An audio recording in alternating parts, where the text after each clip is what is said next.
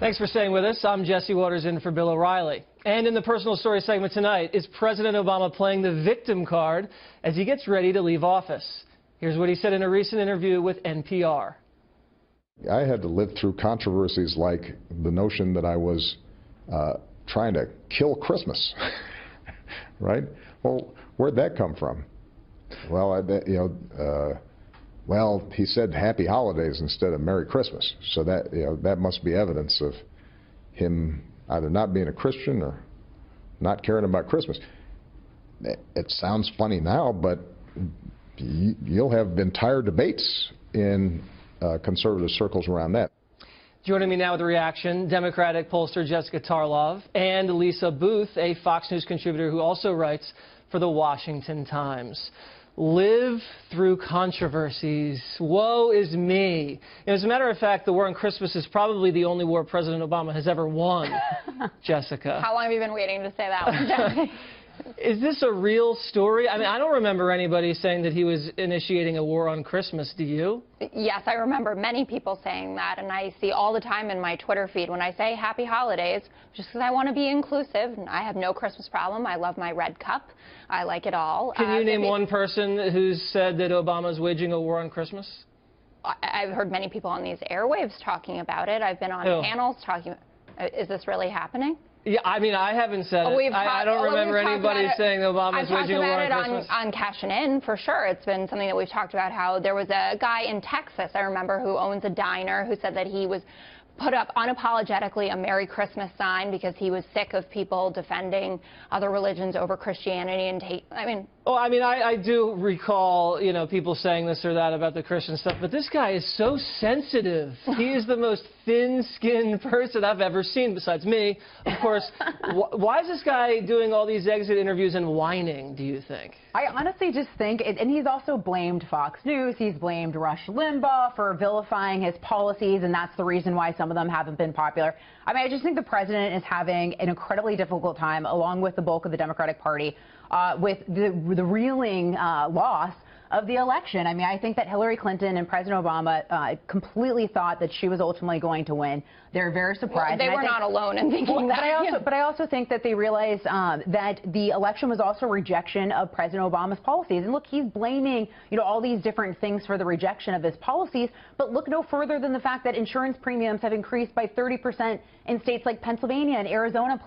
Some policies have increased 116%. Right. He's tried to decimate entire industries and workers like the coal industry. So these are the things that drove the election. It was jobs, the economy, it was the rejection of President Obama's policies. I understand that, and he has a very high approval rating, I think, because he's a personable guy that people do actually like. And I know people get a bump as they're on their way out. We do know that overall healthcare costs are not rising as high as they did in the 10 years before Obamacare. But I just want to say, as a bit of sympathy for this moment, this man is being succeeded by a birther who said that he founded ISIS. Wait a second. You want us to feel sorry for President Obama? I just the most powerful man in the world, who's been there for 2 terms, who did everything he wanted, we're supposed to feel sorry for him. He wanted the job. Yeah, he wanted the job. Twist. He did. And I think he did a good job, and I think history is going to be kinder to him than these conversations right now. I'm not so sure about that, because I think the president's legacy, I think the only place you're going to see that is his library, because Obamacare is going to be gone, the Iran deal is going to get ripped up.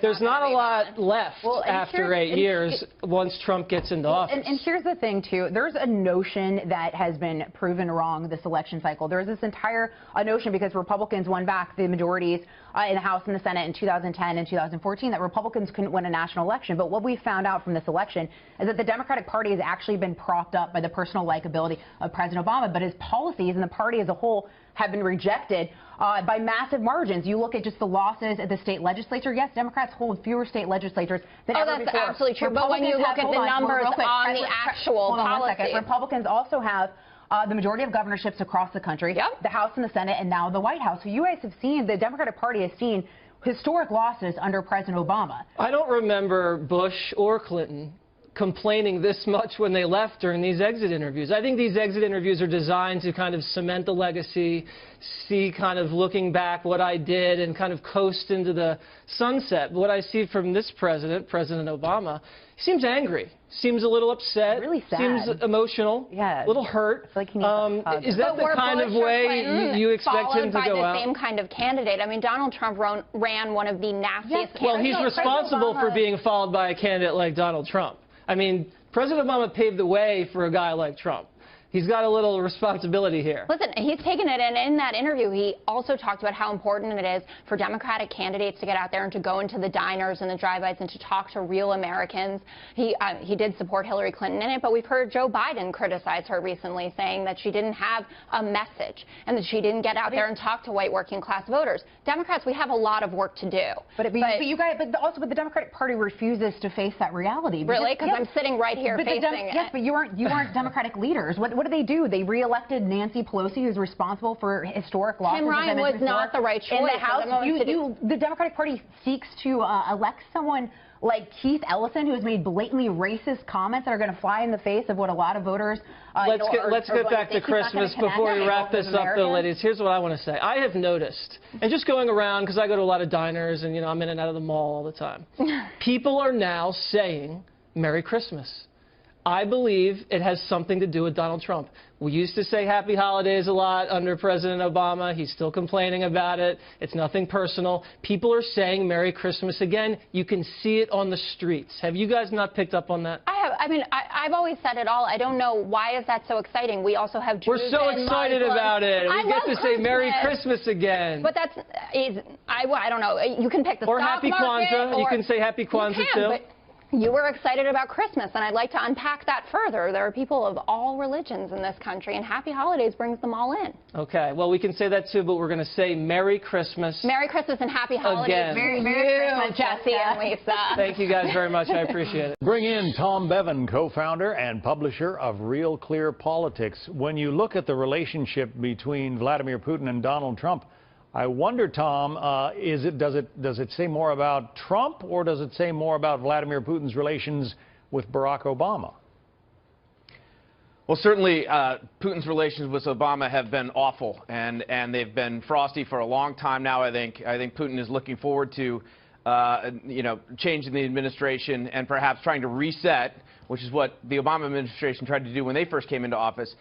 With the Trump administration, Putin very much wants to see those sanctions that were slapped on Russia be eased, and Trump has indicated that he might be open to doing that. And so I think Putin's looking forward to the Trump administration. I think, as Trump mentioned in his letter, that he's also looking forward to sort of resetting the table with Russia as well. It's kind of interesting. You don't think of Vladimir Putin as being interested in which party controls the levers of power in Washington, but he took a real jab at Democrats in that letter.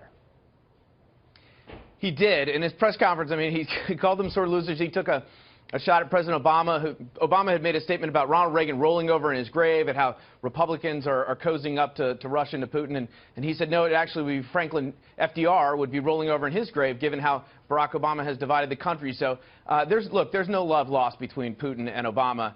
And so I think he took a couple of shots at him on his way out the door. In the meantime, Donald Trump is offering his first comment on that controversial vote today at the United Nations that topped our hour.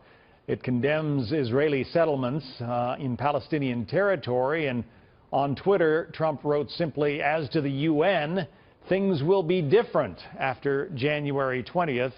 I guess clearly a Trump administration would not have abstained from a veto, or would not have abstained the vote, and might have absolutely vetoed it." Oh, absolutely. I mean, Donald Trump, took the step of trying to pressure President Obama, released a letter statement asking him to veto this resolution at the UN Security Council. It managed actually to get Egypt to pull the vote, postpone the vote, but it was put back on the table by other members of the Security Council, and then the Obama administration, again, abstained, and so, which is a break from the past 8 years at least.